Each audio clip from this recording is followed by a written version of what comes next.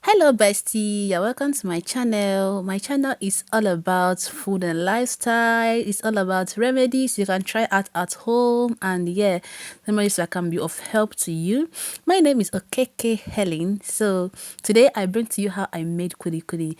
Kuli kuli is a Nigerian delicacy. Let me say a snack enjoyed by the northern part of Nigeria. It's a traditional Nigerian biscuit. Yes, a traditional biscuit enjoyed by the northern part of Nigeria, especially the Hausa people of Nigeria. So why am I trying this Nigerian biscuit? Why in the Netherlands? Yeah, I've been craving for it. That is why I'm giving it a try out. Though this is actually my first time, but it came out nice, which is why I am sharing it with you.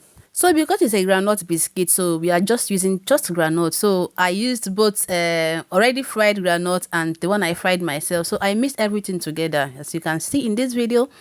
So after here, you need a sharp blender that will just blend the groundnut very smooth. So I blended. So while blending, you add your ingredients. So you need pepper if you want it hot. Like I want it spicy. I added red chili pepper, ginger, and suya pepper. This is also optional. You can just use salt and sugar, little salt and sugar, but I added all this because I want it to have a different taste. So I'm making this to my taste, so you can also make it to your taste. So after a smooth blending, I started the mixing process. So at this point, you need a lot of energy. Yes, you need a lot of energy on this process. So on this stage, you keep adding water step by step. As the groundnut collects the water, you add more until you start extracting oil. So remember, you can use this process to extract real groundnut oil. Yes, you can use this process to get original groundnut oil, not even the adulterated one in the market. Yes.